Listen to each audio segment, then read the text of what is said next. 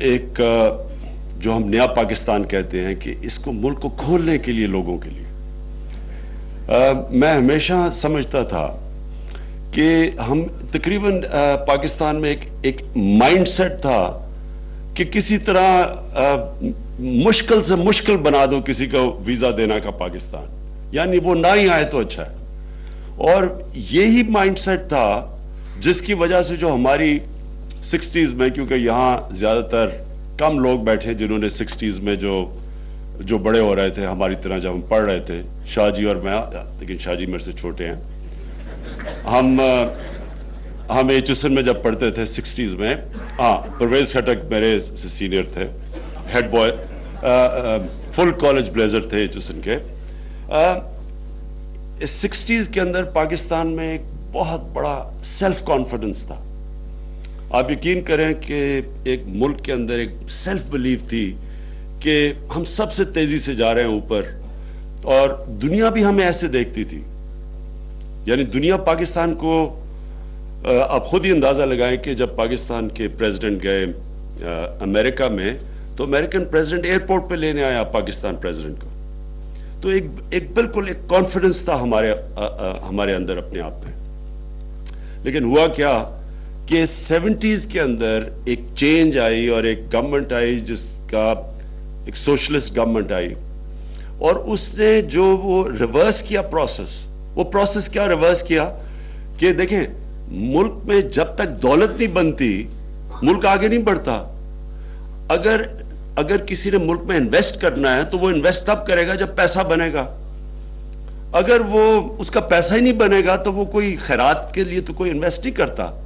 تو ہمارا mind set change ہو گیا جب 1970s کے اندر، کہ ہم نے پیسہ بنانے کو ایک گناہ سمجھا. اور میرے ساتھ بھی ان دنوں کے ایک پولیٹیشین شروع میں تھے، تو مجھے یاد ہے کہ وہ ہر باری اپنی تقریر میں سرمایہ کار اور جاگیردار کو برا کہہ کے شروع کرتے تھے تقریر.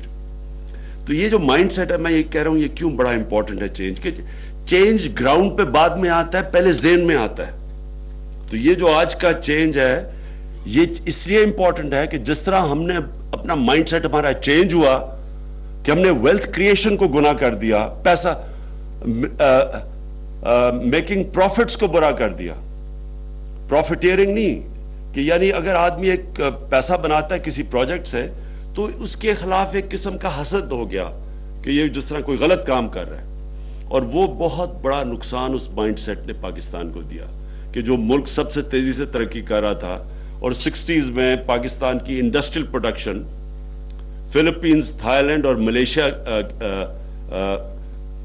انڈونیشیا، ملیشیا، تھائی لینڈ کی کمبائنڈ انڈسٹریل پروڈکشن پاکستان سے کم تھی 60s میں. تو وہی ملک پھر آہستہ آہستہ ہم نے دیکھا کہ باقی لوگ ہمیں پیچھے چھوڑ گئے. تو وہ یہ بڑا ریلیٹڈ ہے. یہ جو ویزا رجیم ہے جو کھول رہے ہیں پاکستان کو، ایک کانفیڈنس ہے پاکستان میں اب کہ ہمیں کوئی سیکیورٹی کے ایشوز نہیں ہیں، کہ ہم سارا وقت NOC، یہاں سراج الملک بیٹھے ہوئے ہیں چترال سے، ان سے پوچھیں کتنا مشکل تھا فورنرز کو اتنی خوبصورت جگہ چترال جانے کے لیے، کیونکہ ان کا بڑا زبردست ہوٹل ہے. تو اس کے لیے وہاں جانے کے لیے کتنی ان کو پرابلمز ہوتی تھی، NOCs لینا مشکل، لوگ یعنی آلموسٹ کہ لوگ نہ جائیں. تو یہ جو مائنڈ سیٹ ہے جس طرح ہم نے اب چینج کرنا ہے کہ انویسٹرز کے لیے کہ لوگ آ کے پیسہ بنائیں پاکستان میں، اس سے ریلیٹڈ ہے کہ پاکستان کا ویزا رجیم آسان ہو. جو آج ہم نے آن لائن ویزا کا یہ جو جس کی میں مبارک دیتا ہوں پھر سے انٹیریئر منسٹری کو خاص طور پہ، کہ یہ وہی مائنڈ سیٹ ہے اب کہ لوگ آئیں. جب لوگ آئیں گے تو ان کو پتہ چلے گا پاکستان میں کیا پوٹینشل ہے. ہم 60s کے اندر ہمارے پاس ہمارا ایک ابھی وہ فوت ہوئے ہیں ہمارے جو ٹیچر ہوتے تھے میجر لینگلنز، وہ ہمیں 60s میں لے کے جاتے تھے ٹریک پہ ناردرن ایریاز میں. تو ہم بڑے خوش قسمت تھے کیونکہ ہم نے وہ علاقے دیکھے، تب تو کاراکورم ہائی وے بھی نہیں تھا. تو ہمیں وہ جو ٹریکس پہ ہمیں جو جگہ دیکھی، اور ان دنوں میں ہنزا دیکھا اور دیر اور یہ گلگت، اور ان دنوں میں بڑی مشکل تھا وہ ٹریولنگ. تو تب ہمیں وہ میجر لینگلنڈز لے کے جاتے تھے اسکول کے ٹریک سے. تو جب کرکٹ سے مجھے موقع ملا تو میں یہاں لوگوں کو کہتا تھا یہ ناردرن ایریاز میں جاؤ، تو کوئی پاکستانی یہاں لوگ ہمارے ساتھ نہیں جاتے تھے، تو انگلینڈ سے میرے دوست آتے تھے.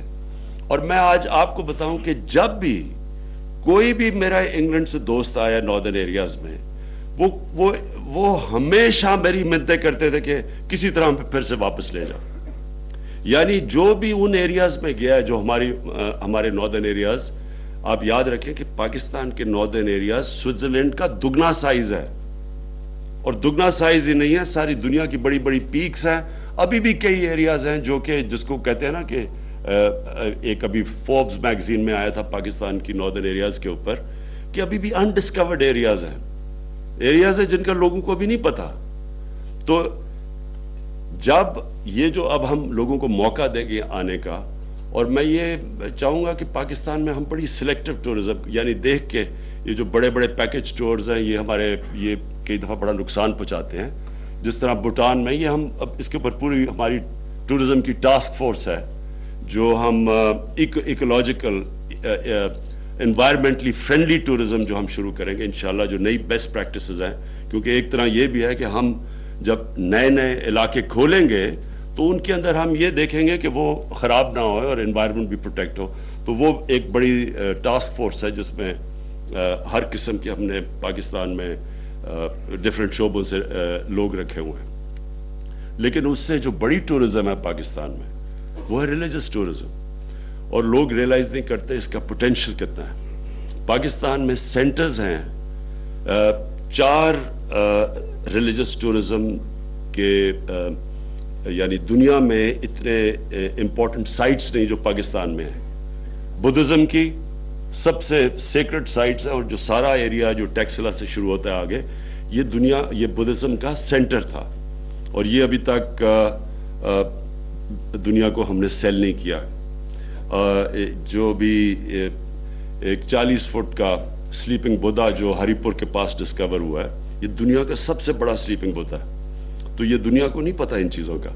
اس کے علاوہ سکھزم کا تو ہمیں پتا ہے، کرتارپور اور پھر ننکانہ صاحب.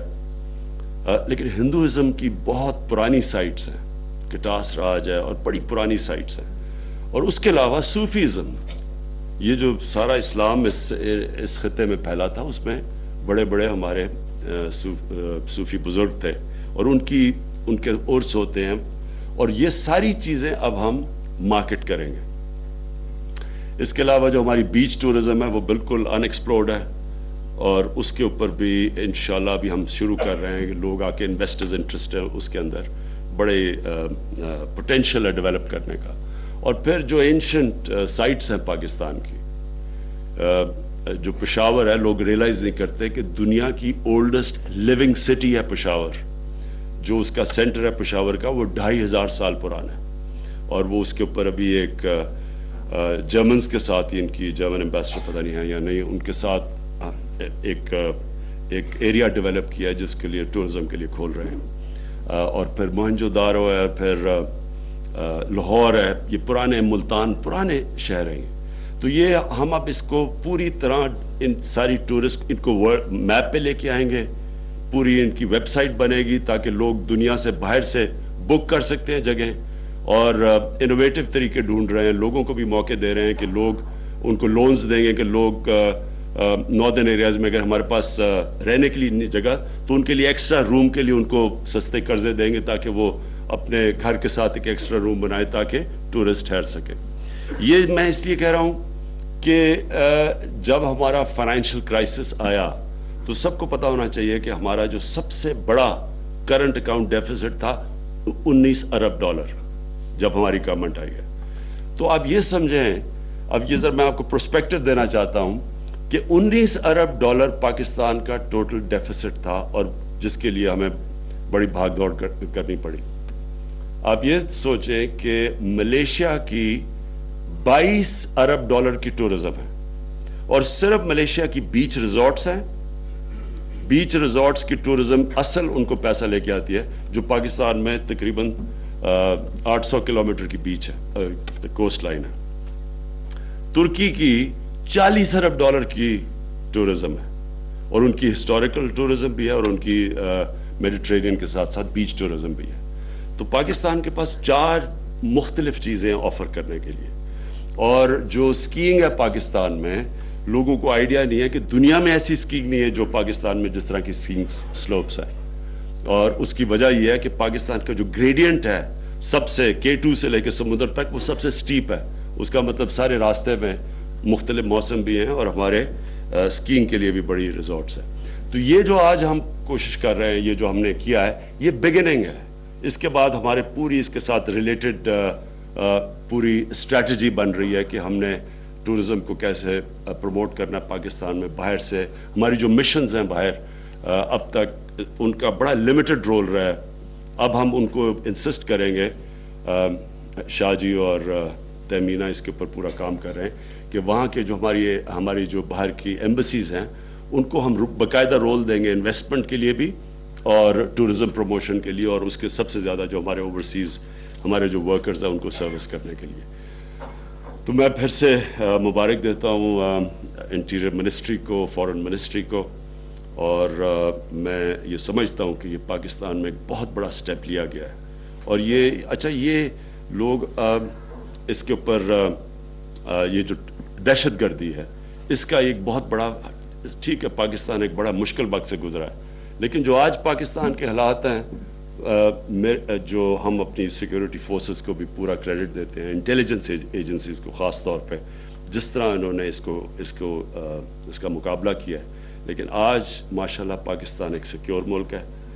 میں امید یہ رکھ رہا ہوں, اور امید نہیں رکھ رہا, ہم نے اگلا جو PSL ہے پاکستان سارا وہ پاکستان میں ہوگا بجائے کہ وہ دبئی میں ہو. وہاں خالی اسٹیڈیمز میں, میں تو کرکٹر, مجھے تو پتہ ہے کتنا بورنگ ہوتا تھا خالی اسٹیڈیمز میں کھیلنا. تو پاکستان کے اندر PSL سارے اسٹیڈیمز, اپنی ٹیمیں اپنے شہروں کے اندر وہ زیادہ ہوگا. تو آج جدھر ہم کھڑے ہیں ہمیں بڑا کانفیڈنس ہے کہ پاکستان ایک نئے راستے پہ نکل چکا ہے, ایک امن کے راستے پہ نکل چکا ہے. ہمارا تھوڑا سا شاید مسئلہ ہو ہندوستان کے الیکشنز تک, کیونکہ جب آپ الیکشن جیتنے میں نفرتوں پھیلا کے الیکشن جیتتے ہیں تو اس کے اندر پھر یہ فائدہ اٹھاتے ہیں یہ جو ہوا ہے کشمیر میں. لیکن انشاءاللہ ہماری سارے نیبر سے اور انکلوڈنگ ہندوستان, جب ان کے الیکشنز ہو جائیں گے, ہمارے سارے نیبر سے ہمارے اچھے تعلقات ہوں گے, اور ایک پرامن پاکستان ہی انشاءاللہ خوشحال پاکستان بنے گا. بہت شکریہ.